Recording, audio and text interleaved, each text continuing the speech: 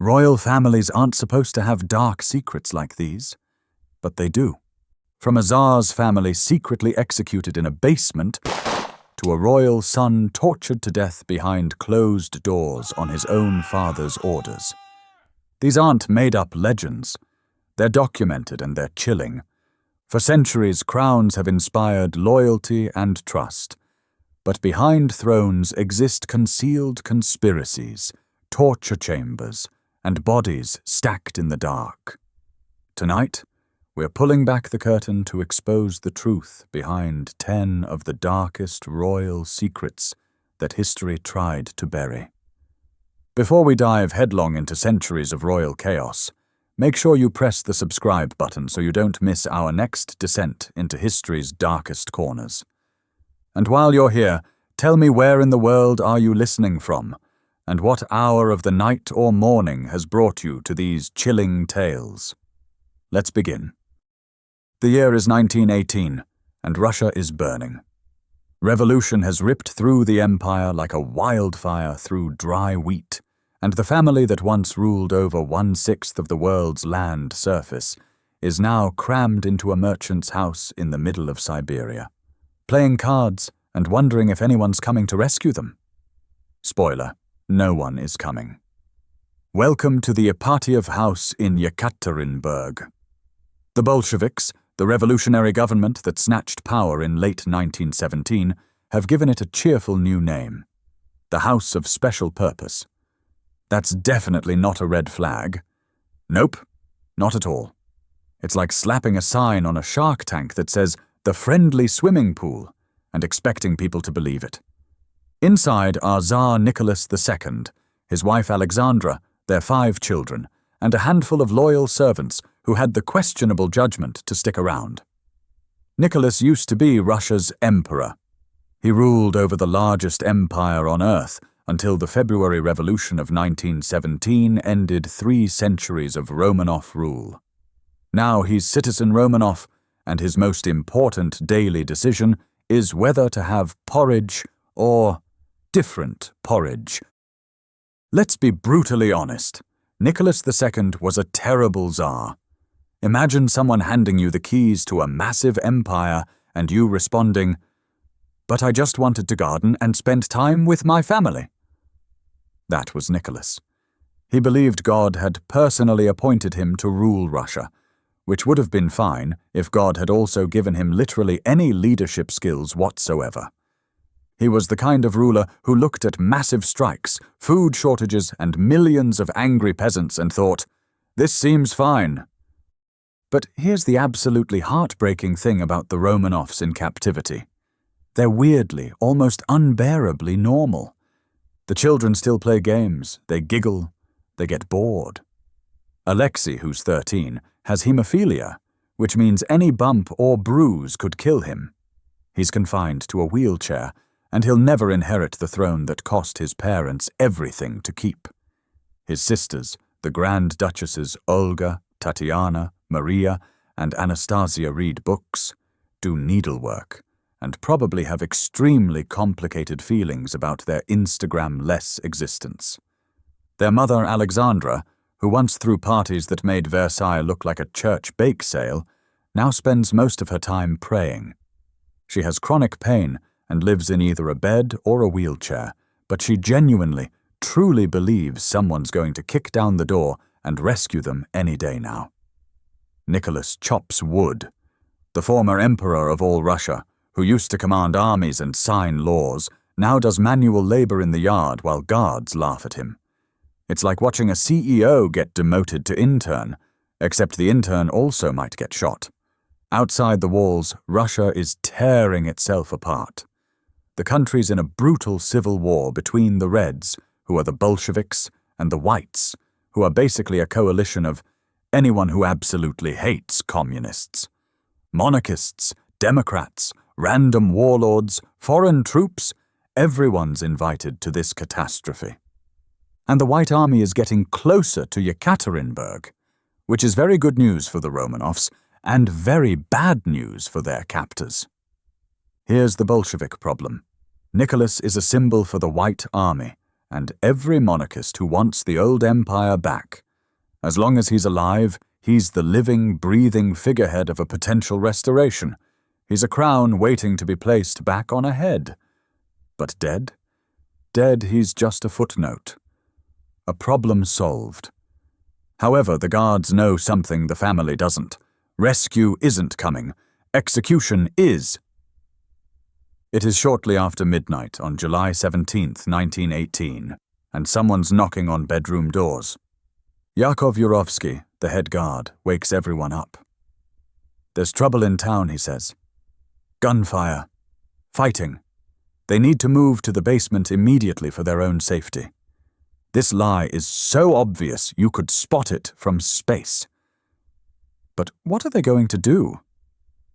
Argue? They dress quickly in the dark. Nicholas, who apparently still has dad strength even in captivity, carries Alexei downstairs because the boy can't walk.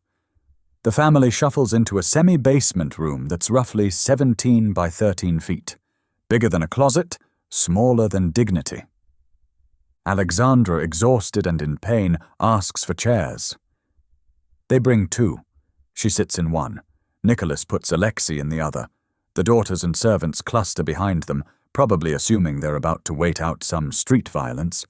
They wait. Minutes pass. Confused. Anxious. But not terrified. Not yet. Then Yurovsky walks back in with 11 armed men, and suddenly the room feels much, much smaller. He pulls out a piece of paper and starts reading. The Ural Regional Soviet has decided that Nicholas Alexandrovich Romanov is sentenced to death for crimes against the people. Nicholas barely manages to say, "What?" before Yurovsky raises his revolver and shoots him point blank in the chest. And then the room explodes. 11 guns firing in an enclosed concrete space. The noise is unimaginable. The smoke so thick you can't see. Bullets ricocheting off walls. People screaming, falling, trying to run, but there's nowhere to go. And here's where it gets absolutely insane. Several of the daughters don't die immediately. Why? Because they'd sewn the family jewels into their corsets. Diamonds, rubies, emeralds, they're literally wearing fortunes as underwear. The gems are deflecting bullets like the world's most tragic bulletproof vests. So guards have to finish them with bayonets and rifle butts and whatever they can grab. It takes 20 agonizing minutes to kill 11 people in that room. 20 minutes of horror that the guards themselves will have nightmares about for the rest of their lives. This wasn't an execution. This was a slaughter. When the smoke finally clears and the ringing in everyone's ears fades, 11 bodies lie crumpled in pools of blood that are spreading across the floor. Several guards are openly weeping. These are hardened revolutionaries who've seen combat, and they're traumatized. Because this wasn't war. This was murder. Of children. Of servants. Of a family. But the job isn't done. The bodies have to vanish completely. They load the corpses onto a truck and drive into the forest outside Yekaterinburg. What happens next is genuinely grim. The bodies are stripped naked. Faces are smashed with rifle butts until they're unrecognizable. Sulfuric acid is poured over everything. They dump the remains into abandoned mine shafts. Then someone panics. Too obvious. Too easy to find. So they haul everything back up, douse it with more acid, burn what they can, and bury it all in a muddy road where truck wheels will pack the earth down tight. The Bolsheviks are trying to erase the Romanovs from history itself. For decades, it works. The Soviet regime officially admits that Nicholas was executed. Fine. But claims the family was moved to a safe location. Right. Super safe. Definitely alive. Don't ask questions. Rumors explode across Europe. Anastasia survived. Maria escaped. Alexei was secretly rescued. Dozens of imposters pop up claiming to be lost Romanov children. The most famous is Anna Anderson, who spends decades insisting she's Anastasia, gets people to believe her, writes books, gives interviews, the whole thing. Then DNA testing comes along in the 1990s and proves she's absolutely, definitively not Anastasia. Awkward. The truth stays buried until 1979, when a local geologist named Alexander Avdonin secretly discovers the grave. He excavates just enough to confirm, then reburies everything and tells almost no one. Because this is still the Soviet Union, and they really don't appreciate amateur archaeology, especially involving inconvenient dead royals. Finally, in 1991, after the Soviet Union collapses like a badly built shed, the grave is officially exhumed. DNA testing between 1998 and 2007 confirms it. These are the Romanovs. Well, 9 of them at least. 2 children, Alexei and Maria, are missing until 2007, when their remains turn up in a separate grave nearby. Mystery solved, sort of, but in the most depressing way possible. Here's the thing that should keep every powerful person awake at night. The Romanovs genuinely believed they were chosen by God. Nicholas was crowned in 1896 in a ceremony so over-the-top lavish it makes a royal wedding look like a drive-through chapel in Vegas. He was anointed with holy oil. He held the imperial scepter and orb, which are basically a fancy stick and a fancy ball that mean, I'm in charge. The Orthodox Church literally proclaimed him God's representative on earth. Divine right. Heavenly mandate. Untouchable. 22 years later, he died in a basement wearing pajamas, shot by men who didn't care about his divine anything. No amount of holy oil stops a bullet. No crown is a shield against revolution. No dynasty lasts forever, no matter how many times you say God put you in charge. The Romanovs thought their power flowed from heaven, but it actually flowed from the consent, fear, and exhaustion of millions of people. When that evaporated, everything else went with it. The imperial family that ruled the largest empire on earth for 3 centuries couldn't save themselves in one basement on one night. Now, execution by strangers is one kind of horror. It's impersonal, political. You're a symbol, a problem to solve, a name on a list.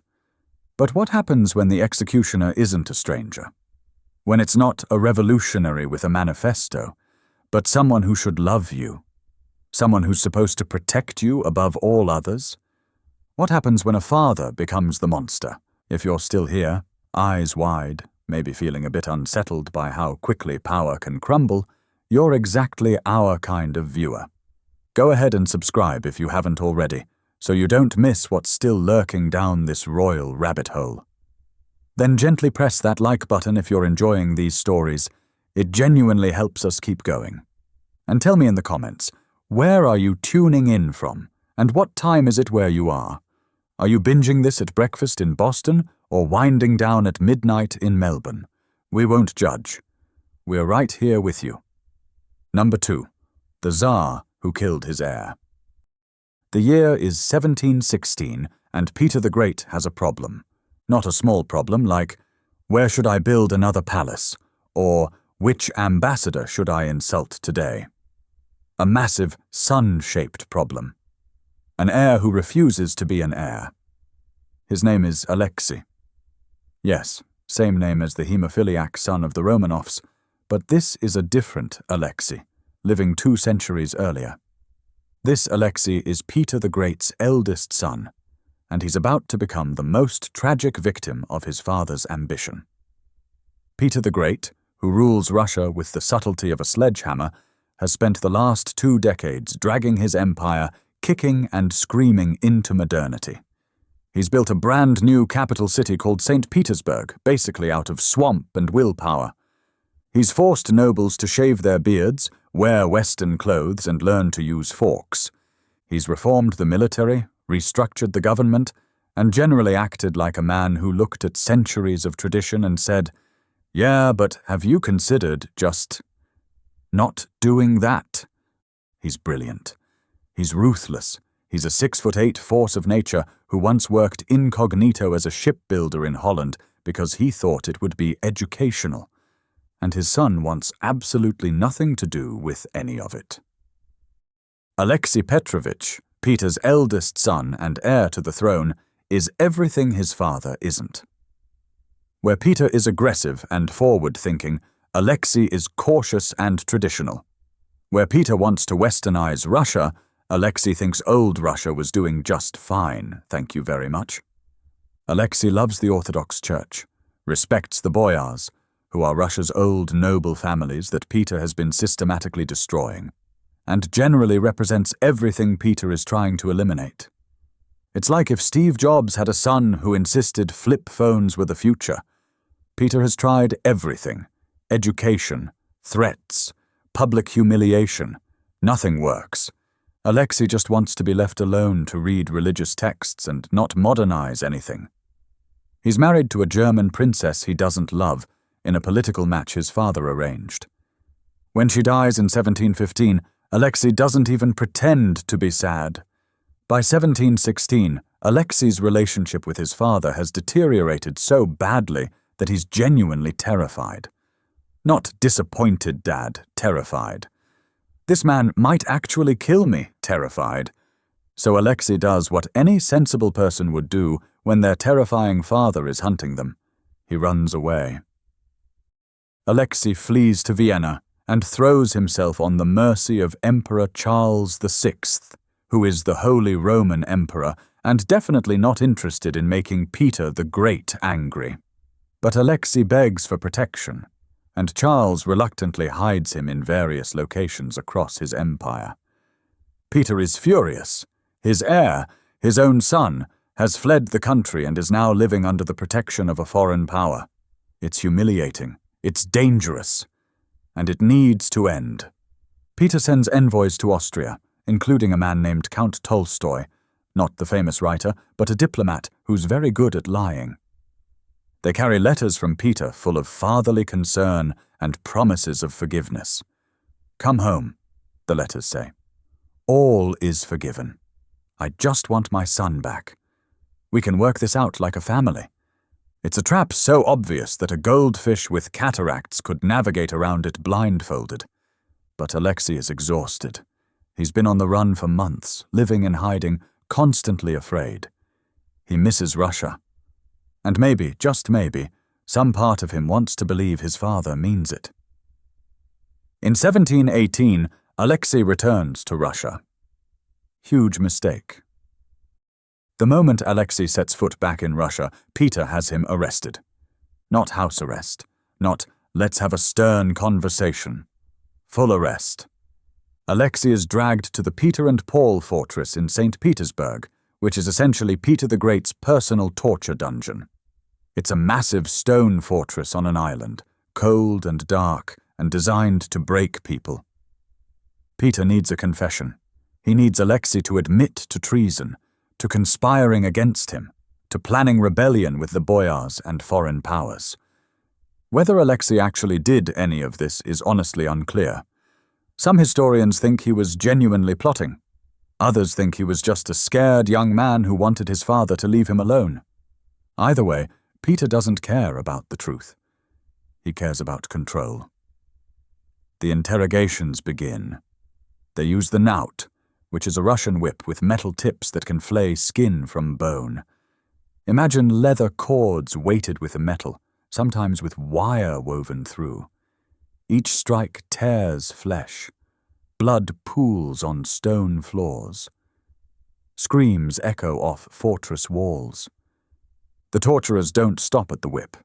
They use iron tools, pincers, instruments designed specifically to cause maximum pain without killing too quickly. This isn't punishment. It's a performance of power. And here's the truly horrifying part. Peter the Great personally oversees some of these sessions, the Tsar himself, watching his son be tortured. Alexei confesses to everything.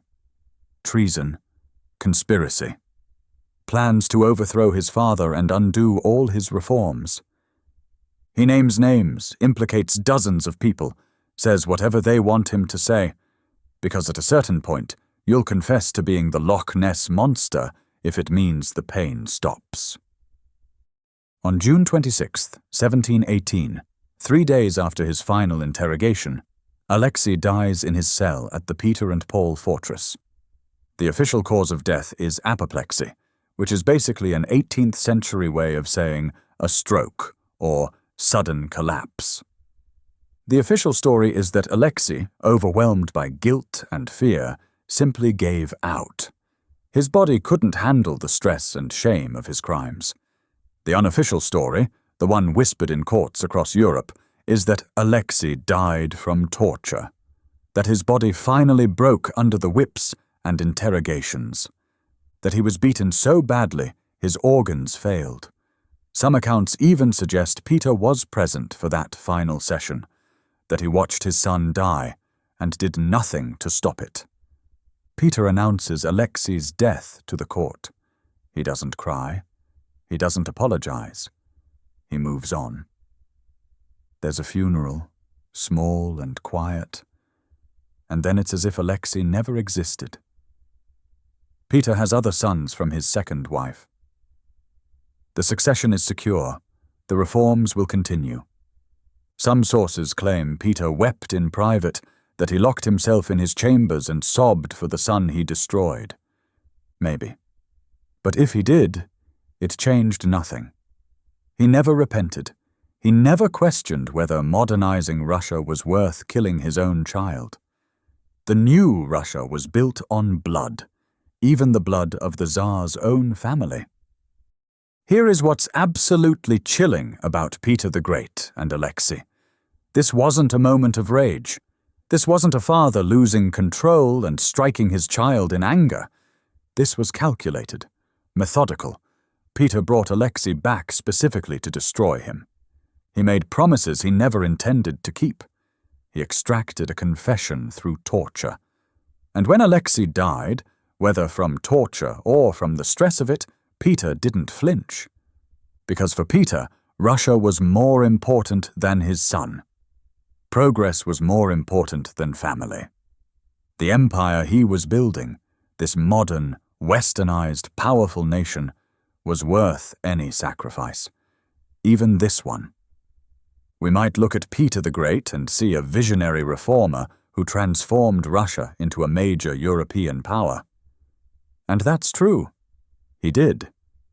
But we also have to see the father who lured his terrified son home and tortured him to death in a fortress. Both things are true. History is complicated like that. But here's the thing about royal deaths. Sometimes they're public, announced and explained, and sometimes they happen in shadows, in locked rooms where the truth gets buried with the body. In England, another king is about to discover that being royal doesn't protect you from your enemies, especially when your enemy is your wife, and the murder weapon is more horrifying than anything you've ever imagined. Number 3. The English king who loved and lost everything. The year is 1307, and England has a new king who is about to make every single wrong decision possible. His name is Edward II, and within 20 years he'll go from crowned monarch to prisoner to corpse, possibly murdered in the most horrifying way medieval minds could imagine. But it starts with love, or obsession, or whatever you call it when a king risks everything for one person and loses absolutely everything as a result. Edward II becomes King of England at 23 years old. He's tall, handsome, athletic, and completely uninterested in being a traditional medieval king. He doesn't want to sit through council meetings or plan military campaigns. He wants to spend time with his best friend, a Gascon knight of modest birth named Piers Gaveston. The relationship between Edward and Gaveston is, let's just say it raises eyebrows. Medieval chroniclers describe Gaveston as Edward's favourite, which is the polite medieval way of saying something the church definitely didn't approve of. Edward showers Gaveston with titles, lands, and jewels. He makes him Earl of Cornwall, which is one of the richest titles in England. He gives him gifts that belong to the crown. He ignores his council's advice and elevates this relatively unknown knight above every noble in the kingdom. The English barons are furious, not just because of the possible romantic relationship, though that doesn't help. They're furious because Edward is giving enormous power to someone they see as an upstart nobody. And Gaveston doesn't help matters. He's witty, charming, and apparently enjoys mocking the nobles to their faces. He gives them insulting nicknames. He beats them at tournaments. He acts like he's untouchable because, well, he kind of is. The king adores him. This is not going to end well. Edward marries Isabella of France in 1308, a political match designed to secure peace with France. Isabella is 12 years old. She's beautiful, intelligent, and about to have the worst marriage in royal history, because Edward doesn't care about Isabella. He cares about Gaveston. At their wedding, Edward reportedly gives Gaveston gifts that should have gone to his bride. He seats Gaveston in a place of honor at the feast. He basically ignores his new wife to spend time with his favorite. Isabella, who will later be known as the she-wolf of France, does not forget this humiliation. The barons demand that Gaveston be exiled. Edward reluctantly agrees, sends him away, then immediately brings him back. This happens multiple times. It's like watching someone repeatedly touch a hot stove and act surprised each time it burns. By 1312, the barons have had enough. A group of them, led by the Earl of Warwick, who Gaveston nicknamed the Black Dog, capture Gaveston at Deddington. They don't bother with a trial. On June 19th, 1312, they behead him. Edward is devastated. Absolutely destroyed. He never forgives the barons who killed Gaveston. He spends years plotting revenge. His relationship with Isabella, already cold, freezes into mutual hatred. She's the Queen of England in name only, sidelined and humiliated, producing heirs but receiving no affection or respect. Edward's reign descends into chaos. He's a weak king, easily manipulated, unable to control his barons or defend his territories. He loses a catastrophic battle against Scotland at Bannockburn in 1314. His grip on power loosens year by year.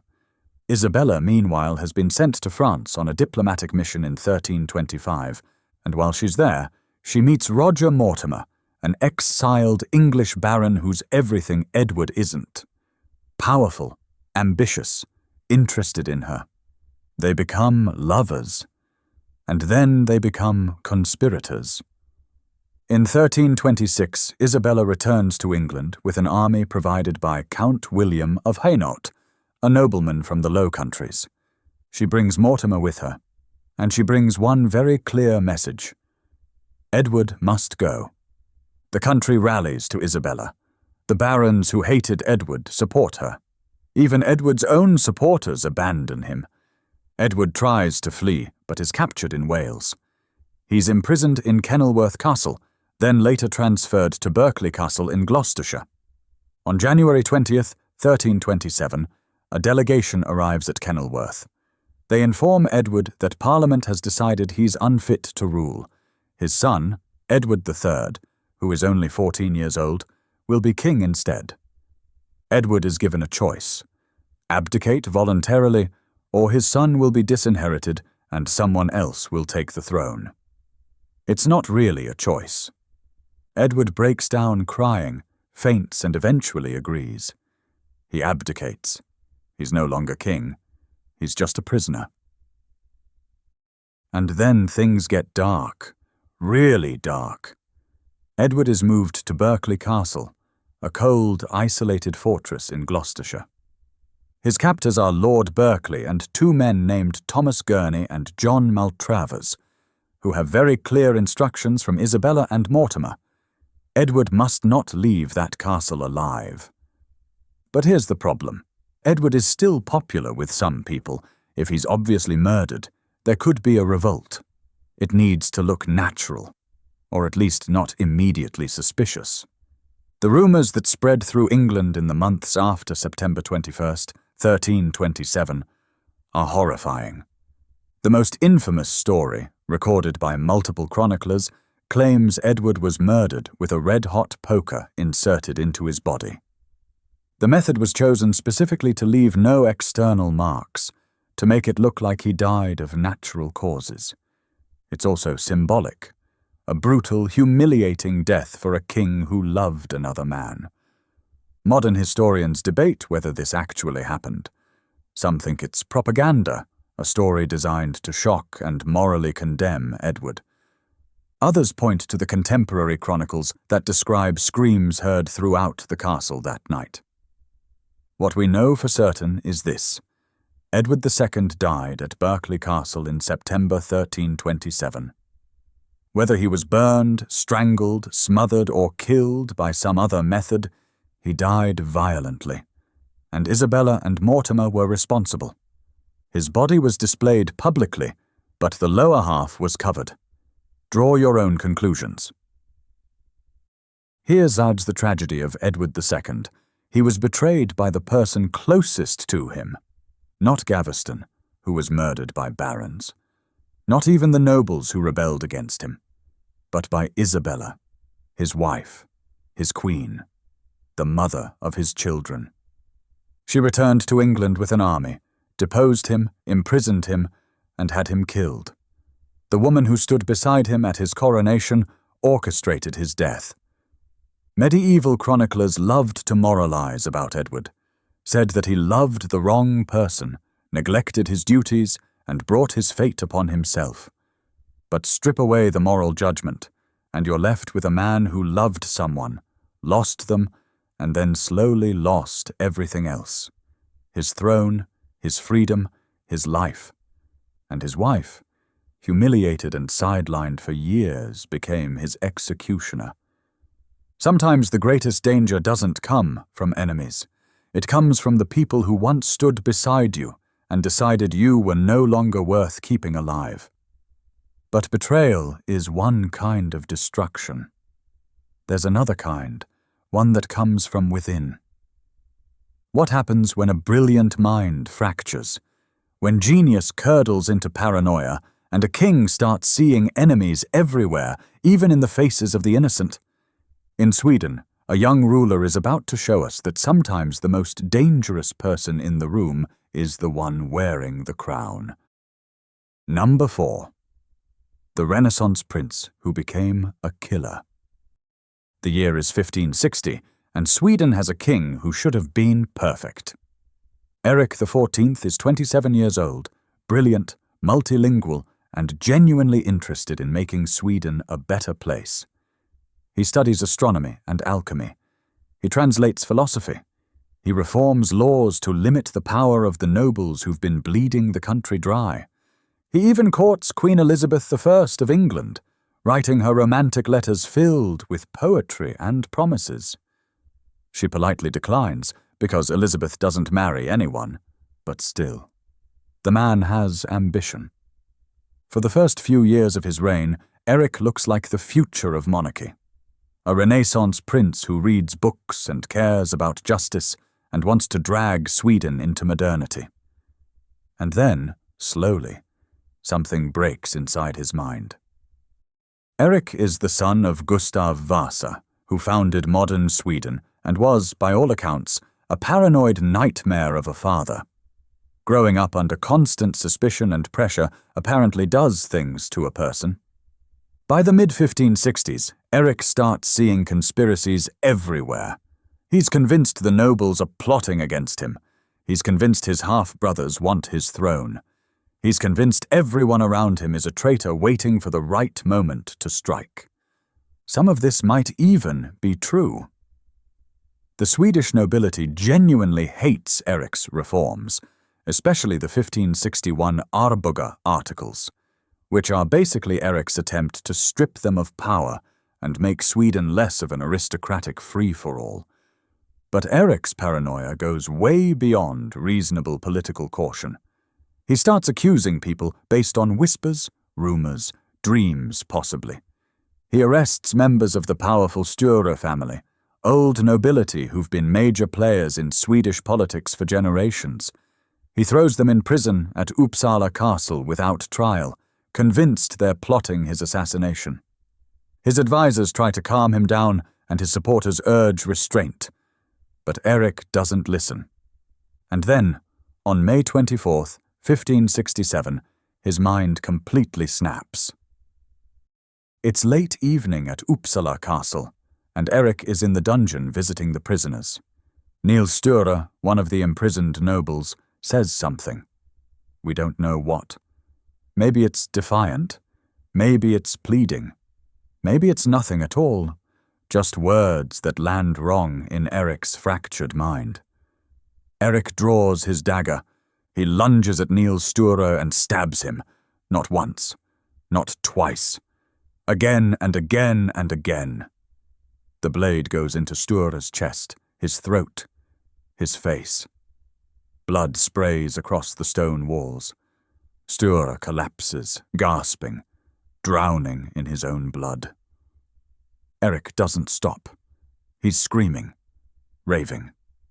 His guards rush in and find their king standing over a corpse, covered in blood, trembling. And then Erik gives an order that turns a murder into a massacre. He commands his guards to execute the other imprisoned nobles. 5 more men. Right now. Immediately. The guards hesitate. These are nobles, not criminals. There's been no trial, no sentence, no legal process whatsoever. Erik screams at them until they obey. What happens next is butchery. The guards drag the prisoners out one by one and kill them in the corridors of Uppsala Castle. Swords, axes, whatever's at hand. Blood pools on the floors. Screams echo off stone walls. By dawn, 6 nobles are dead. The castle smells like a slaughterhouse. Erik is found sitting in a corner, clothes soaked in blood, muttering to himself about enemies and traitors and how they're finally gone. Witnesses later describe him as shaking uncontrollably, his eyes vacant, barely coherent. He's just murdered 6 men, and he seems simultaneously aware of what he's done and completely disconnected from reality. The Sture murders, as they become known, are a turning point. You can be a paranoid king. You can be an unstable king. But you cannot personally stab a nobleman to death and order 5 more executions in a blood-soaked frenzy and expect everyone to just move on. Sweden is horrified. The nobles who already hated Erik now have a perfect reason to move against him. Even his supporters quietly start to back away. Erik tries to continue ruling, but his mental state deteriorates rapidly. He has episodes of what we'd probably now recognize as severe mental illness. Paranoia, depression, dissociation. He'll lock himself in rooms for days. He'll fly into rages over nothing. The Renaissance prince who translated philosophy is gone. In his place is a man who sees threats everywhere and trusts no one. By 1568, Erik's half-brother John, Duke of Finland, decides enough is enough. With the support of nobles, clergy, and basically everyone who's tired of living in fear, John leads a revolt. It's less a civil war and more a collective sigh of relief. Erik is overthrown, arrested, and imprisoned. John becomes King John III. Erik becomes a prisoner for the rest of his life. He's moved between various castles, always under guard, never free. Reports from his captivity describe a broken man. Sometimes lucid, sometimes lost in paranoia, always isolated. For 9 years, Erik lives in captivity. And then, in 1577, he dies at Örbyhus Castle under suspicious circumstances. The official cause of death is illness. The unofficial cause, whispered through Swedish courts and eventually confirmed by modern analysis of his remains, is arsenic poisoning. Someone murdered Erik. Whether it was on John's orders or the decision of nervous guards who feared he might somehow escape and reclaim the throne, we don't know for certain. What we do know is this. The cup said to have contained the poisoned pea soup that killed him is still on display at Gripsholm Castle. A physical reminder that even imprisoned, even broken, Eric was still considered too dangerous to let live. Here's what's truly tragic about Eric XIV. He had everything needed to be a great king. Intelligence, education, genuine reformist ideals. He wanted to make Sweden stronger, fairer, more modern. In another timeline, with a different brain chemistry or a less traumatic childhood, he might be remembered as one of Sweden's greatest monarchs. Instead, he's remembered for the Sture murders, for paranoia that curdled into violence, for being the Renaissance prince whose mind betrayed him. Absolute power didn't corrupt Eric. It isolated him. It meant there was no one who could stop him when his thoughts spiraled. No one who could get him help when his grip on reality loosened. No one who could prevent him from walking into a dungeon and committing murder. And when his mind finally broke completely, the system he'd tried to reform turned against him and locked him away until poison ended his suffering. From enlightenment to insanity, from reform to murder, from throne to prison to grave, all in the space of 8 years. But here's the thing about royal deaths. Eric's was at least decisive. Sometimes the end is messier. Sometimes royals don't wait for assassins or revolutions or poisoned soup. Sometimes they make a choice that shocks an entire continent.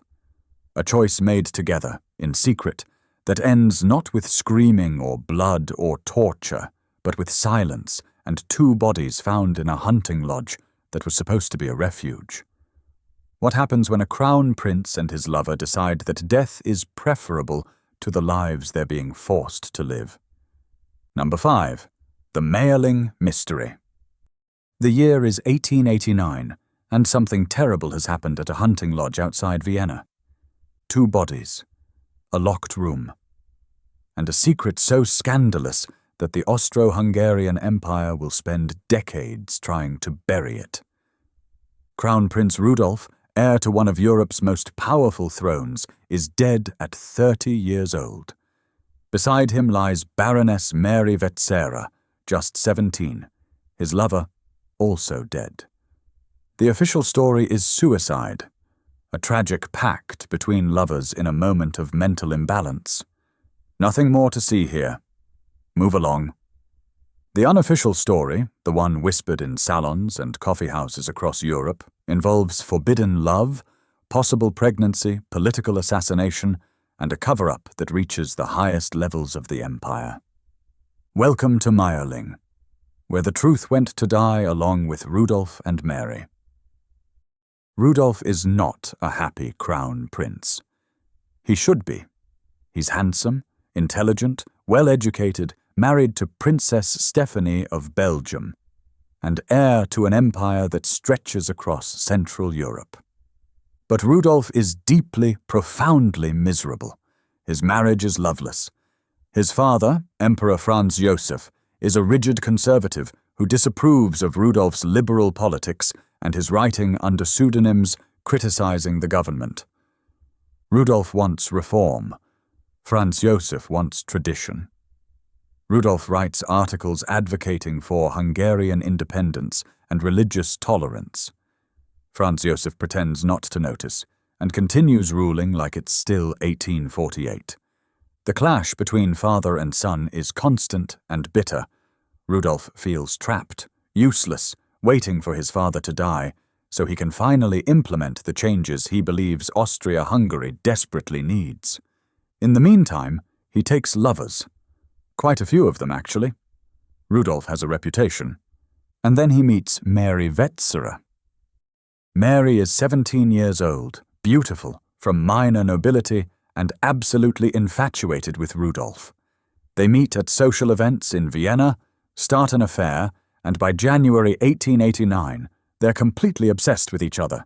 Or Rudolf is obsessed with the idea of her, or she's obsessed with the idea of him, Or they're both young, dramatic, and convinced this forbidden romance is the most important thing in the world. It's hard to say because everyone involved is about to die or spend the rest of their lives lying about what happened. On January 28, 1889, Rudolf invites Mary to his hunting lodge at Mayerling, a small estate about 25 miles from Vienna. It's supposed to be a romantic getaway. Privacy, with no family and no responsibilities. Just the two of them. Servants report hearing voices, laughter, music from their rooms that evening. Everything seems normal, maybe even happy. By the morning of January 30th, the door to Rudolf's bedroom is locked. No one answers when servants knock. Rudolf's valet, Johann Loschek, eventually breaks down the door. Inside, he finds Rudolf and Mary both dead. Rudolf has a gunshot wound to his head. Mary has a bullet wound to her temple. A revolver lies nearby. The room is otherwise undisturbed. No signs of a struggle. No evidence of anyone else being present.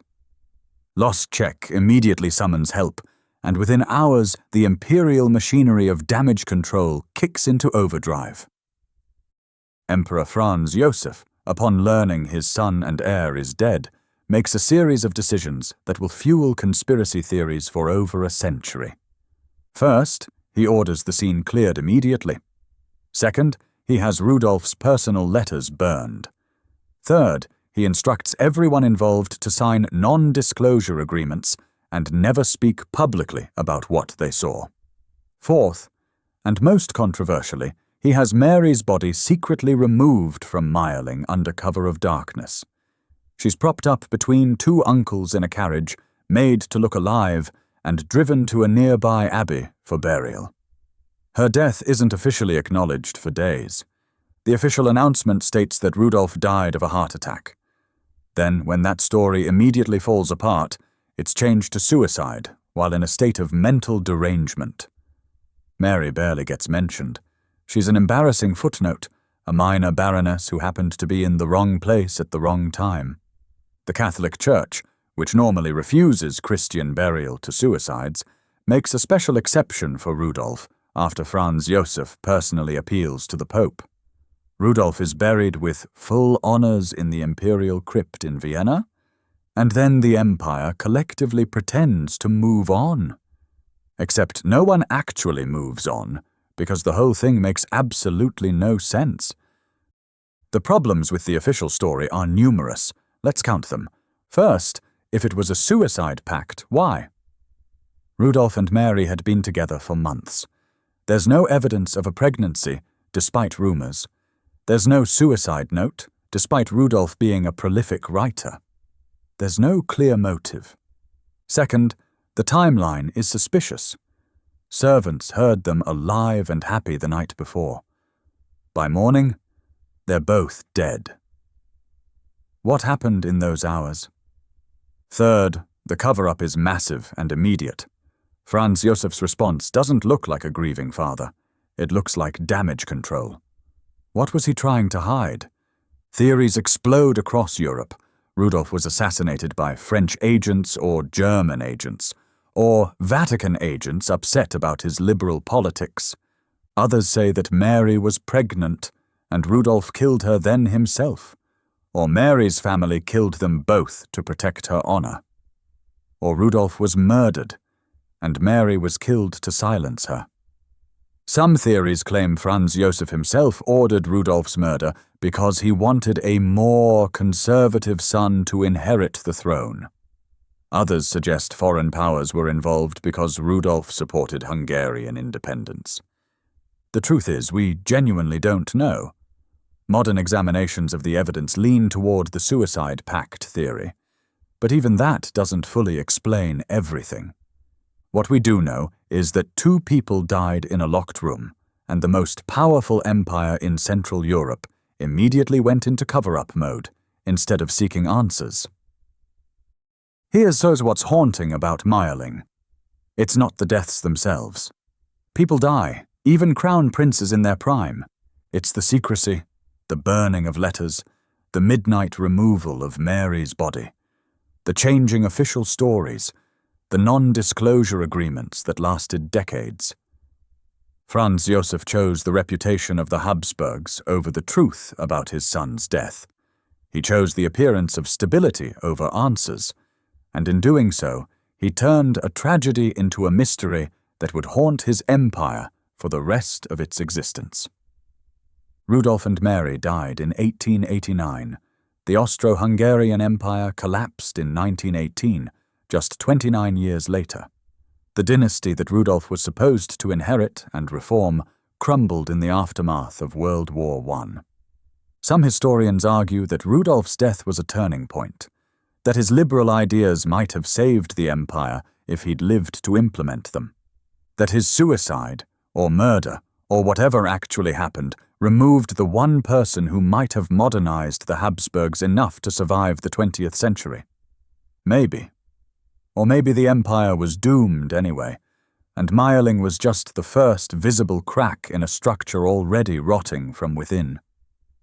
Either way, the Mayerling Mystery symbolizes something larger. The decay of Europe's oldest empires, eaten away not by external enemies, but by internal secrets, rigid traditions, and refusal to change. But here's the thing about royal crimes and cover-ups. Mayerling was a private tragedy made public. At other times the crime is public right from the very start. Spectacular, brutal, witnessed by thousands and condemned by kingdoms. Centuries before Rudolf locked himself in a room with Mary, an entire order of powerful knights was destroyed in a single day.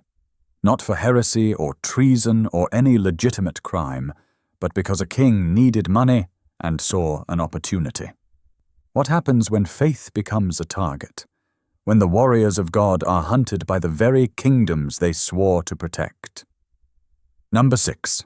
King Philip IV and the Knights Templar. The year is 1307, and King Philip IV of France has a problem. Actually, he has several problems, but the biggest one is money. Specifically, the lack of it, and the massive amounts he owes to the Knights Templar.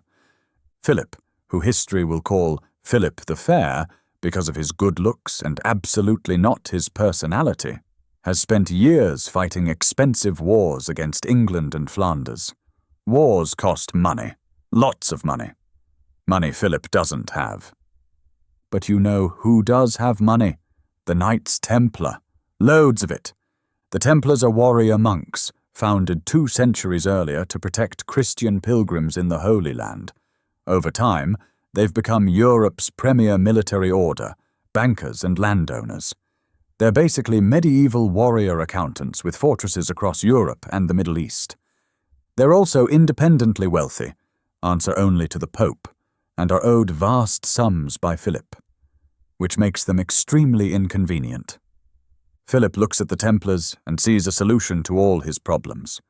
If the Templars didn't exist, he wouldn't owe them money. And if their assets were seized for, say, heresy, well, that money would need to go somewhere, preferably into the royal treasury. So Philip decides to destroy the entire order. All of it in one coordinated strike. The date is Friday, October 13th, 1307. Yes, that Friday the 13th, the one that gives us the superstition. At dawn, across France, royal officers simultaneously arrest Templars in their commanderies, their headquarters, their homes. It's coordinated down to the hour. Hundreds of knights, sergeants, and administrators seized in a single morning. The charges are spectacular. Heresy, idolatry, worshipping a mysterious head called Baphomet, denying Christ, obscene initiation rituals involving spitting on the cross. Basically every scandalous accusation Philip's lawyers could dream up. Are any of these charges true? Almost certainly not. The Templars have been defending Christianity for 2 centuries. They're monks. They take vows of poverty, chastity, and obedience. But Philip doesn't need truth. He needs confessions. And medieval France has very effective methods for obtaining confessions. Torture. Lots and lots of torture. The interrogations begin. The rack stretches bodies until joints pop from their sockets. The strappado hangs men by their wrists tied behind their backs, shoulders dislocating as they dangle. Feet are roasted over flames until the skin blisters and peels. Bones are crushed with iron boots tightened screw by screw. Under this agony, Templars confess to everything. Worshipping demons, kissing each other inappropriately during secret ceremonies, denying Christ 3 times before breakfast. They'd admit to personally starting the Black Death if someone suggested it, anything to make the screaming stop. Meanwhile, royal officials seize Templar assets across France. Treasuries, land deeds, fortresses, everything. Except here's the interesting part. They don't find the legendary Templar treasure. The vast hoards of gold supposedly hidden in Templar vaults? Gone. Vanished. Either it never existed or someone moved it before the arrests. This mystery will fuel conspiracy theories for the next 7 centuries. Philip has a problem, though. He can arrest Templars all day long, but he can't officially dissolve the order. That power belongs to the Pope. Pope Clement V is based in Avignon, not Rome, and he's uncomfortably aware that he owes his position partly to Philip's support. He's not exactly an independent voice. Philip pressures Clement to officially condemn the Templars. At first, Clement hesitates. The charges seem suspicious. The confessions are clearly extracted under torture. This whole thing smells like a political hit job disguised as religious prosecution. But Philip is insistent and threatening, and Clement really likes being pope. Between 1308 and 1311, trials drag on across Europe. In France, under Philip's direct control, Templars are tortured until they confess. In other countries, where local rulers are less enthusiastic about Philip's witch hunt, Templars are often acquitted or given light sentences. Finally, in 1312, at the Council of Vienne, Clement officially suppresses the Knights Templar. Not condemns them as heretics, carefully note. Just suppresses them, dissolves the order, makes it cease to exist. The official story is that Templar assets will be transferred to the Knights Hospitaller, another military order. The reality is that much of it disappears into Philip's treasury and the pockets of his supporters. It's one of history's greatest financial heists, dressed up as religious purification. But Philip isn't quite done. There's still the matter of the Templar leadership. Jacques de Molay, the Grand Master of the Knights Templar, and Geoffrey de Charnay, the Preceptor of Normandy, have been imprisoned since 1307. Under torture, they confessed to the charges. Then, once the torture stopped, they retracted their confessions. This back and forth goes on for years. Confess under duress, recant when possible, get tortured again, confess again. By March 1314, Philip has had enough. A commission condemns de Molay and de Charnay to life imprisonment. And then, in front of the commission, both men publicly recant their confessions one final time. They declare the charges false. They proclaim the Templars innocent. They basically tell Philip and Clement to shove it. Philip's response is swift. If they're going to recant, they're not getting life imprisonment. They're getting execution. On March 18th, 1314, Jacques de Molay and Geoffrey de Charnay are burned alive on the Ile de la Cité in Paris, on a small island in the Seine River, in front of a crowd of thousands. As the flames rise, chroniclers report that de Molay calls out. With nothing left to lose, his final act of defiance is a curse, summoning King Philip and Pope Clement to meet him before God's tribunal within the year, and then he burns. Here's where it gets genuinely eerie. Pope Clement V drops dead on April 20th, 1314, 1 month after de Molay's execution. King Philip IV follows him on November 29th, 1314, 8 months after the burning. Both dead within the year, exactly as the curse predicted. Now, realistically, this is coincidence. Clement was already sick. Philip died in a hunting accident. Medieval people keeled over all the time, often without warning and way too young. But the timing is perfect for legend. The curse of Jacques de Molay becomes one of history's greatest stories. The Grand Master who called down divine judgment on his persecutors and was actually proven right. Whether you believe in curses depends on your tolerance for cosmic irony, but it's the kind of timing that makes people believe in divine justice. Philip destroys an entire religious order, loots their treasury, burns their leaders alive, and dies within months. The universe couldn't have scripted it better if it tried. Here's what's truly dark about the Templar Purge. It was never about heresy. It was about money and power, dressed up in religious language. Philip needed to eliminate his debts and seize assets to fund his government. The Templars were convenient targets. Wealthy, unpopular with some locals because of their privileges, and foreign enough that Philip could paint them as suspicious.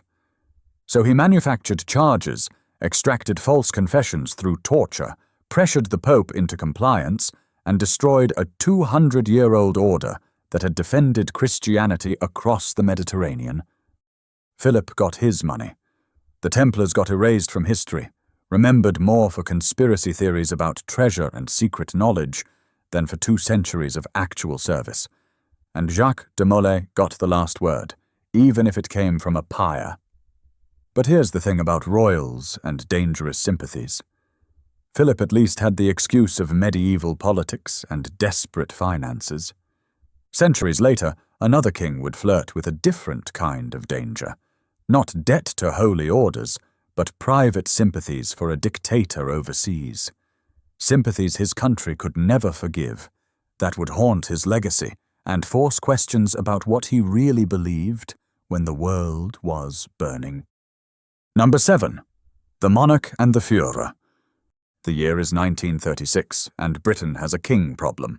Not the usual king problem, like succession disputes or expensive wars. This is a new kind of problem for the 20th century. A king who might prefer fascism to democracy. A king who looks at Adolf Hitler and sees not a threat, but a potential partner. His name is Edward VIII, and he's about to become the only British monarch in history to voluntarily give up the throne. The official story is love. The real story is considerably more complicated and infinitely more dangerous. Let's talk about the king who smiled at the wrong people.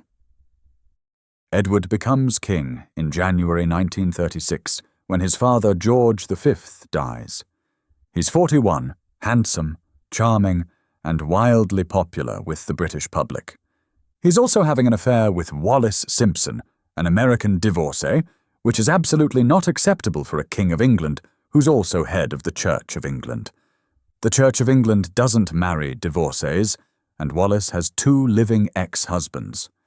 The government doesn't want an American queen. Everyone in power panics and tells Edward he needs to choose the crown or the woman. Edward chooses Wallis. On December 11th, 1936, after reigning for less than a year, he abdicates in a radio address that makes millions of people cry.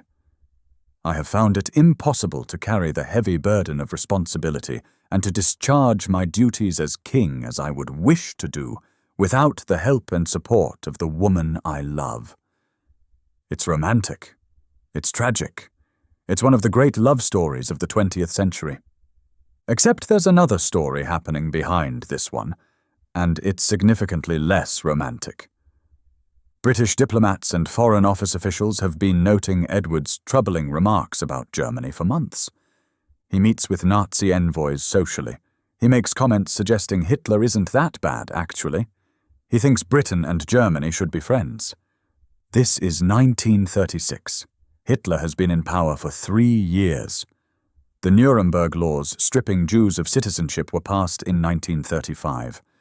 The warning signs couldn't be more obvious if Hitler had taken out a full-page ad saying, "I'm the bad guy." but Edward either doesn't see them or doesn't care. After abdicating, Edward becomes the Duke of Windsor. In March 1937, he marries Wallis in France, in a ceremony no British royal attends because the establishment is still furious with him. And then, in October 1937, the Duke and Duchess of Windsor do something that makes the British government genuinely panic. They tour Nazi Germany as official guests of the Third Reich. They're photographed with Hitler at Berchtesgaden, his mountain retreat. They tour factories and attend receptions. They smile and shake hands with Nazi officials, including Foreign Minister Joachim von Ribbentrop, who was previously the German ambassador to Britain and allegedly had an affair with Wallis. The photos are propaganda gold for Hitler, a former King of England visiting the Reich, looking friendly and impressed. The message is clear. Even British royalty sees that Germany's on the right track. Back in London, the government is horrified. Every photograph is a nightmare for the Foreign Office. Winston Churchill isn't yet Prime Minister, but he's already deeply suspicious of the Nazis and furious with Edward because of the potential political scandal. Edward insists it's just a private visit, a fact-finding tour. He's interested in German industrial policies and worker housing programs. Right. That's definitely all it is. Fast forward to 1940. World War II has begun. France has fallen. Britain stands alone against Nazi Germany. And Edward, who's been living in France with Wallis, flees to Spain and then Portugal as the Nazis advance. Neutral territory, allegedly safe. Except German diplomats see an opportunity. Documents that will later be called the Windsor Files reveal that Nazi officials, particularly Ribbentrop, draft a plan called Operation Willy. The idea is simple: convince Edward to stay in Europe, keep him under German influence, and if Britain falls or makes peace, restore him to the throne as a Nazi-friendly king. They think Edward might actually go along with it. They have conversations with intermediaries. They make offers. They dangle the possibility of him returning to power. Meanwhile, British intelligence is monitoring all of this. MI5 tracks Edward's movements and correspondence. They're reading his letters. They're watching who he meets. They're genuinely worried he might become a German asset, either intentionally or through sheer naivete. Churchill makes a decision. Edward needs to be nowhere near Europe for the duration of the war. In August 1940, Churchill appoints Edward as governor of the Bahamas. It's framed as an important wartime posting. In reality, it's exile. A comfortable, sunny prison thousands of miles from anywhere that matters. Edward and Wallis spend the war years in the Caribbean, attending garden parties and complaining about the heat, while the world burns. After the war ends, the Windsor Files are captured by Allied forces from German archives. They're eventually released, though heavily redacted, and they confirm everyone's worst suspicions. Edward was in contact with Nazi officials. He made statements suggesting he thought Britain should make peace with Germany. Edward was either incredibly naive about Hitler's intentions or genuinely sympathetic to fascism. Possibly both. The debate among historians is whether Edward was a genuine Nazi sympathizer or just a vain, foolish man who was flattered by Hitler's attention and failed to understand the evil he was dealing with. Some argue he was too stupid to be dangerous. Others point out that stupidity combined with a royal title is its own kind of danger. What's clear is this: Edward VIII, former King of England, smiled and shook hands with Nazis while they were planning to conquer Europe. He made friendly noises about Hitler while the Führer was building concentration camps. He was considered enough of a potential asset that German intelligence drafted plans to use him.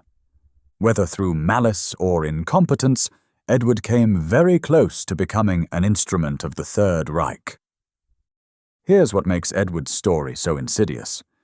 There were no assassinations, no dramatic betrayals, No blood-soaked coups. Just smiles, just meetings, just a former king being friendly with the wrong people at the worst possible time. Royal secrets aren't always daggers in the dark. Sometimes they're photographs of handshakes that should never have happened.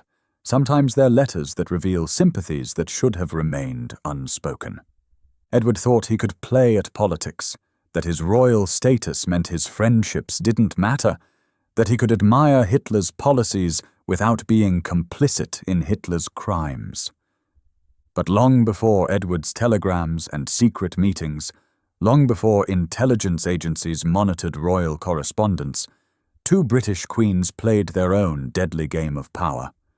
Not with foreign dictators, but with each other. A game of letters written in cipher, plots whispered through stone walls, and accusations that would lead one queen to the executioner's block. What happens when two women both claim the throne of England, and only one can live? Number 8. Two queens, one messy ending. The year is 1561, and Scotland has a new queen who is about to make everyone's life extremely complicated. Her name is Mary Stuart. She's 18 years old.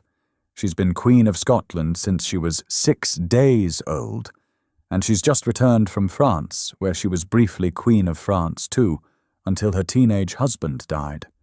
She's tall, beautiful, Catholic, and has a legitimate claim to the English throne through her grandmother, which means her cousin Elizabeth I, the Protestant Queen of England, watches her every move with the intensity of someone watching a tiger that just wandered into their living room.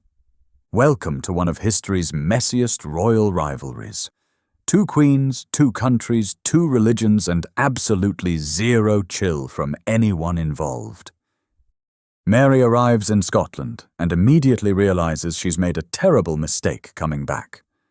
Scotland in 1561 is a Protestant country now, thanks to the Reformation led by John Knox, a preacher who genuinely believes women shouldn't rule anything ever. He writes pamphlets about it, and he's not subtle. Mary is Catholic. She wants to hear Mass.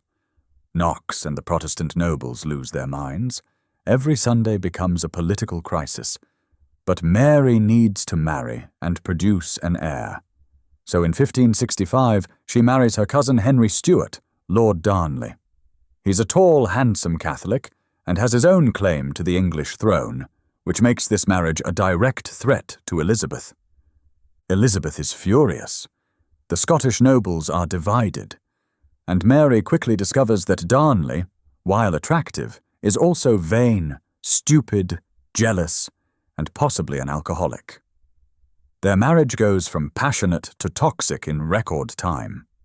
Mary is pregnant, but Darnley is paranoid. He's convinced Mary's secretary, David Rizzio, is her lover, or a papal spy, or both.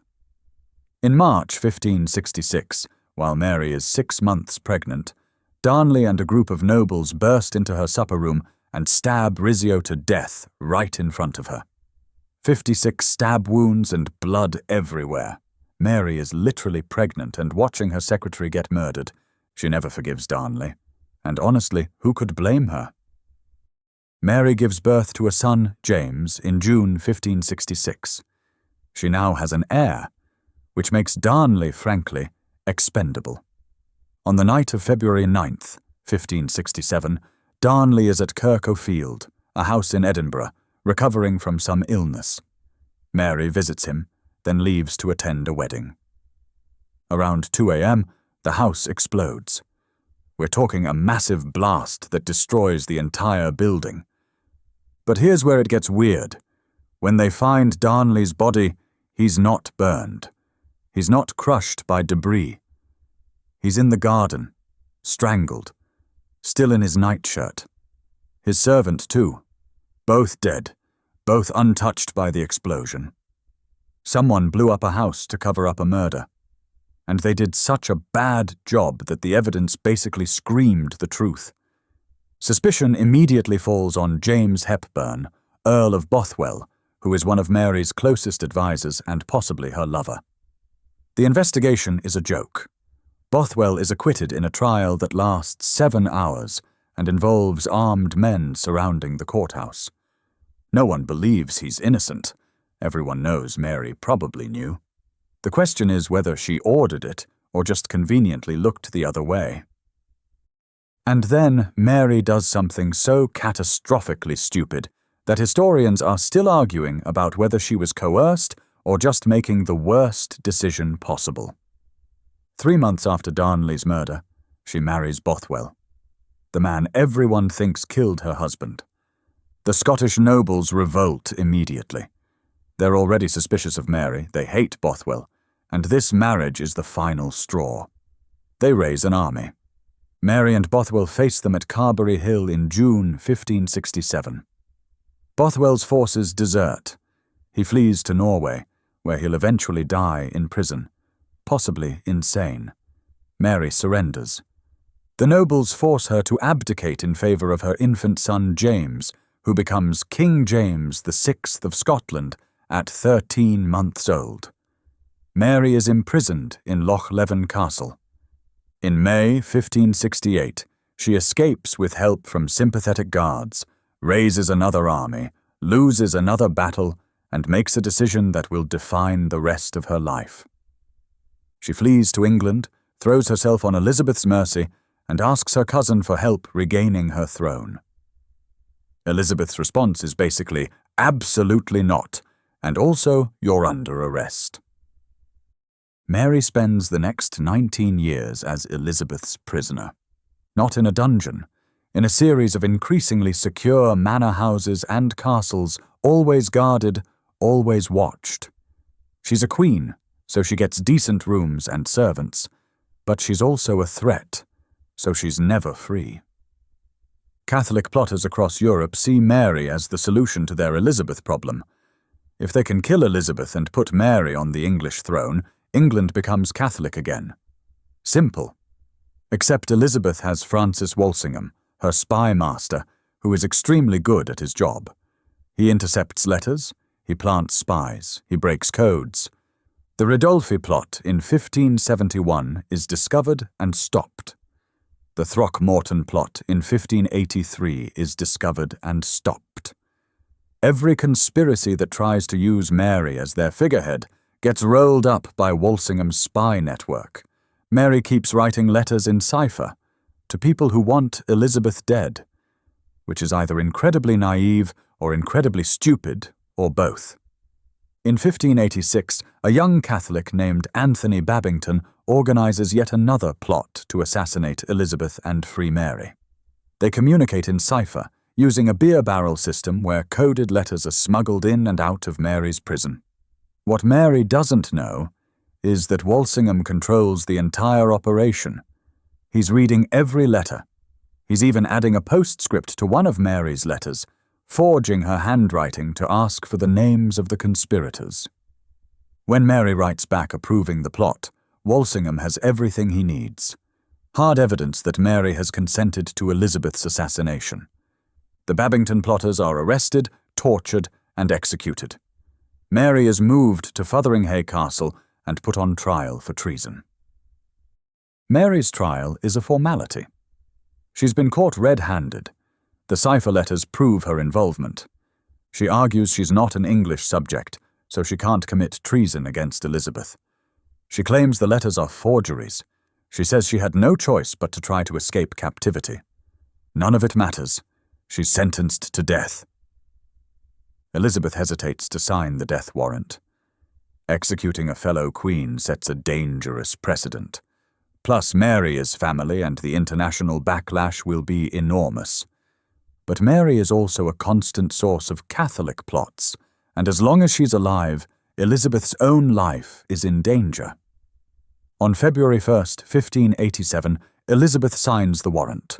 She then pretends she didn't mean for it to be carried out immediately, which fools absolutely no one. On February 8th, 1587, at Fotheringhay Castle, Mary Queen of Scots is executed. She's 44 years old. Underneath her black dress, she wears a red petticoat, the Catholic colour of martyrdom. It's a statement. She's beheaded. It takes 3 strikes of the axe. When the executioner holds up her head, Her wig comes off in his hand, revealing short grey hair underneath. So much for the dramatic exit. A Catholic queen dies on a Protestant scaffold. But here's the kicker. Her son, James VI of Scotland, will eventually inherit the English throne too. When Elizabeth dies in 1603, he becomes James I of England. The son Mary barely knew ends up ruling both kingdoms. Everything Elizabeth fought to prevent just happened anyway. Here's what's tragic about Mary. She was politically doomed from the start. A Catholic queen in Protestant Scotland, a rival claimant to Protestant England's throne. A woman in an era when female rulers were seen as unnatural, surrounded by violent, ambitious nobles who saw her as a tool or a threat, never a person. She made terrible decisions. Marrying Darnley was a mistake. Marrying Bothwell was catastrophic. Getting involved in assassination plots from prison was suicidal. But she was also trapped in a labyrinth where every path led to danger. Stay in Scotland and face rebellious nobles, or flee to England and become Elizabeth's prisoner. Plot escape, then face execution. Mary died by process. A trial, a sentence, a scaffold. The machinery of justice, however questionable. But centuries earlier, and across the continent, another queen faced something far more immediate and brutal. No trial, no letters, no years of imprisonment. Just a pregnant woman, a royal hunting lodge, and a mob with knives who turned a forest into a slaughterhouse. When rage replaces law, even queens can disappear into blood and silence. Number 9. The Forest of Knives. The year is 1213, and in the Pailis forest of Hungary, a queen is about to discover that being royal doesn't make you bulletproof. Or in this case, knife-proof. Queen Gertrude of Marania is the wife of King Andrew II of Hungary. She's German, from the House of Andechs-Marania, which is a powerful family but definitely not Hungarian. And that's problem number 1. Problem number 2 is that Gertrude openly favors her German relatives and court favorites, giving them positions, lands, and influence that Hungarian nobles think should belong to, well, Hungarians. Problem number 3 is that she's pregnant, powerful, and apparently not great at reading rooms. The Hungarian nobles hate her. Like, genuinely, violently hate her. And King Andrew is away on campaign in Halych, which is part of modern-day Ukraine, fighting someone else's war. Which means Gertrude is in charge. And unprotected. This is going to go very badly. Hungarian nobles in the early 13th century are not people you want to make angry. They're powerful landowners, military leaders, basically regional warlords who technically answer to the king, but in practice do whatever they want. They've been tolerating Gertrude's favoritism and her German relatives for years, and their patience has run out. The ringleaders are led by Peter, son of Führer, and according to legend and later chronicles, Palatine Bank, though historians debate whether Bank was actually involved or if his role was exaggerated in folklore. Either way, a group of Hungarian magnates decides that Gertrude needs to go. Not exiled and not divorced, but dead. They plan their move carefully. They wait until Andrew is far away. They choose a moment when Gertrude is vulnerable. September 28th, 1213. The royal court is hunting in the Pailis forest, north of Buda. It's supposed to be a pleasant autumn hunt. Fresh air, game, a break from court politics. Instead, it becomes a massacre. The nobles ambush the hunting party. They seize Gertrude, accusing her of arrogance, of putting Germans above Hungarians, of corrupting the kingdom with foreign influence. Some chronicles suggest there were also accusations of sexual scandal, though these may have been added later to justify the murder. Gertrude is pregnant. Visibly, unmistakably pregnant. Medieval people knew what pregnancy meant. They knew she was carrying a child, The nobles don't care. What happens next is butchery. Not an execution, and not even a clean murder, but a frenzied, brutal killing. They stab Gertrude repeatedly with swords, knives, and whatever weapons are at hand. Her attendants try to protect her, and are cut down too. Blood soaks into the forest floor. Medieval chroniclers, writing years later, describe her body as torn apart. Whether this is literal or rhetorical exaggeration is unclear, but the violence was clearly extreme even by medieval standards. A pregnant queen, murdered in a forest by her own nobles while her husband is away fighting a war. Her unborn child dies with her. The hunting party, supposed symbol of royal leisure and power, becomes a crime scene. The Peerless Forest becomes the place where Hungarian nobility openly declared that even queens can be killed if they anger the wrong people. When Andrew II returns and learns what happened, he's faced with an impossible situation. His wife has been murdered by his own nobles, and his unborn child is dead. If he doesn't punish the killers, he looks weak.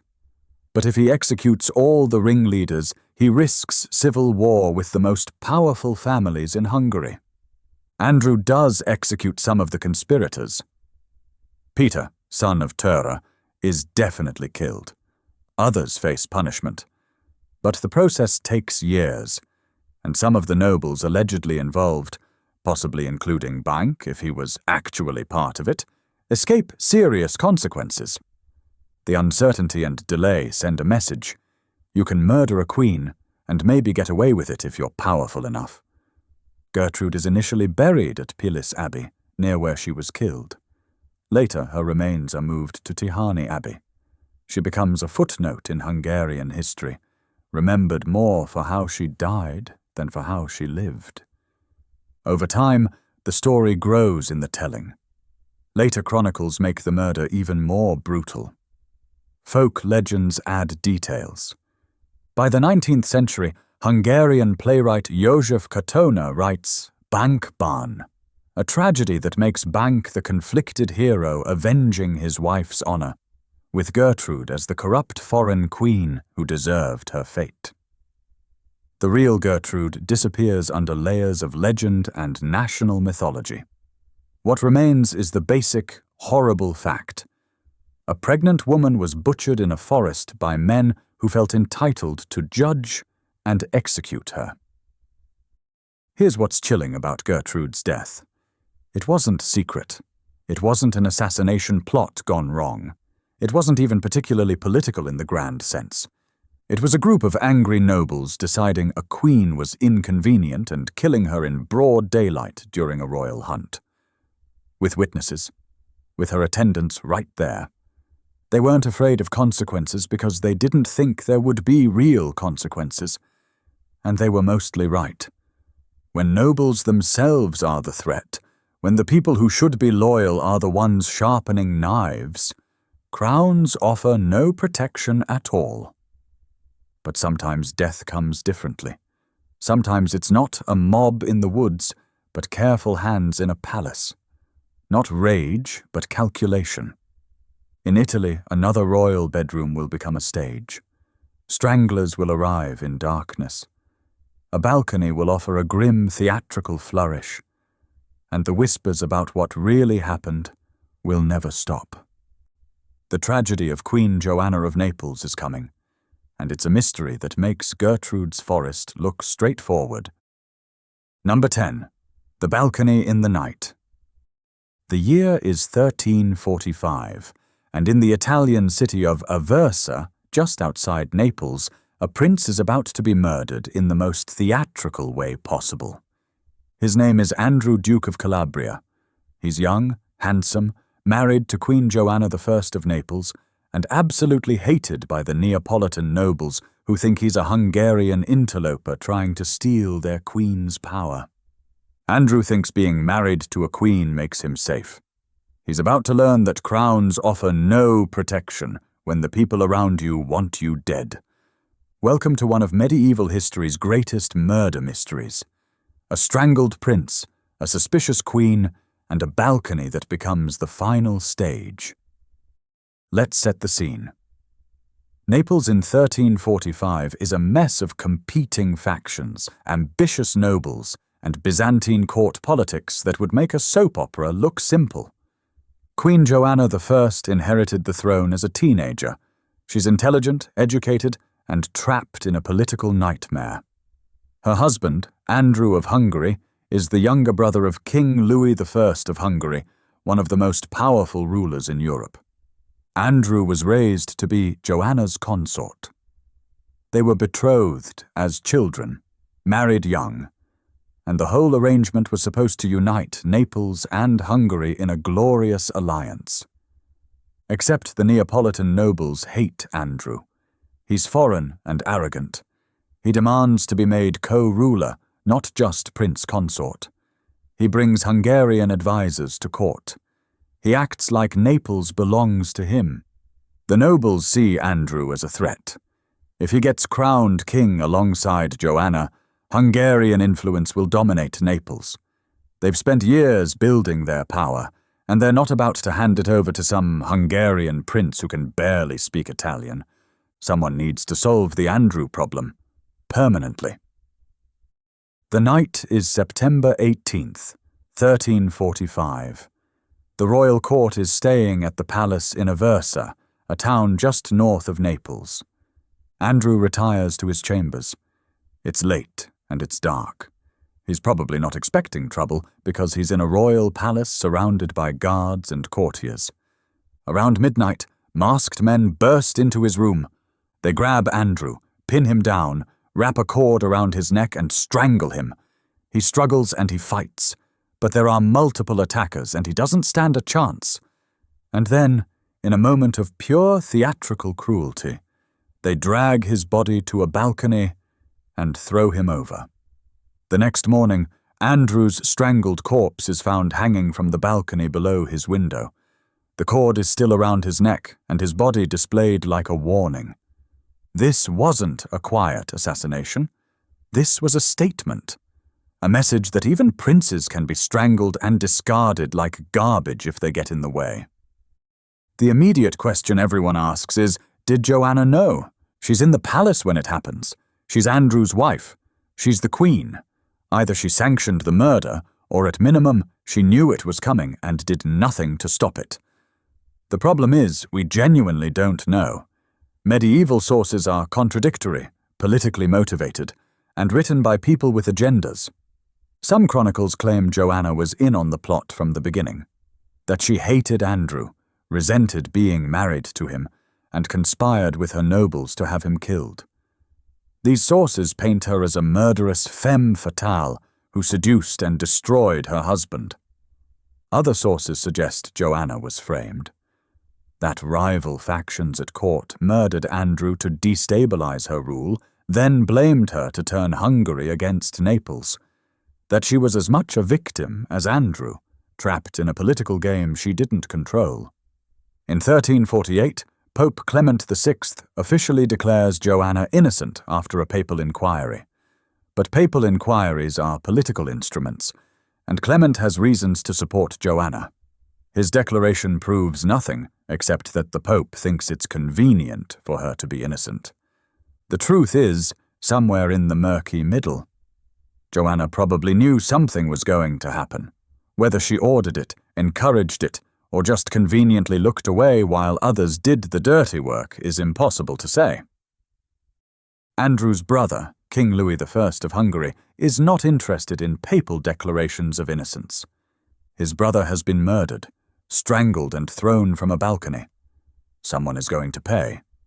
In 1346, Louis invades Naples with a Hungarian army, determined to avenge Andrew and punish everyone involved. He reaches Naples in 1348, and the city descends into chaos. Trials happen, conspirators are arrested, tortured, and executed. Some confess under torture to being part of the plot. Others claim they were following orders from Joanna or her advisors.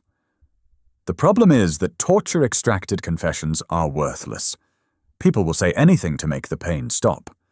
We've seen this pattern before in France with the Templars, in Russia with Alexei. Louis executes several nobles connected to the murder, but he never gets a clear answer about Joanna's involvement. The conspiracy was too tangled, too many people had motives, and too much time had passed. Eventually, Louis withdraws from Naples. The plague is ravaging Europe, his army is dying, and staying in Italy is becoming impossible. He leaves without getting the justice he wanted. Joanna survives. She remarries, multiple times actually, and continues ruling Naples for decades. But the murder of Andrew hangs over her entire reign like a curse. In 1382, Joanna's past finally catches up with her. Charles of Durazzo, who has a claim to the Neapolitan throne and an army to back it up, leads a revolt against Joanna. She's captured, imprisoned, and in May 1382, she's murdered. The official story is she died of natural causes. The reality, whispered but never proven, is she was strangled just like Andrew. Poetic justice, or historical irony, or just the way Naples settled its scores. Joanna dies the same way her husband died 37 years earlier. Whether she deserved it depends on whether you think she ordered Andrew's murder, and we'll never know for certain. That is what haunts us about Andrew's death and Joanna's guilt. We want certainty. We want to know if she did it. But history doesn't always give us answers. Some crimes never confess. They just echo through decades, creating suspicion and legend and unanswerable questions. Was Joanna a murderer who escaped justice? Or a queen trapped by circumstances beyond her control, blamed for a crime committed by ambitious nobles? And so we've reached the end of our journey through royal deaths and dark secrets. We've seen emperors and kings, queens and princes murdered by strangers, by family, by lovers, by the very people sworn to protect them.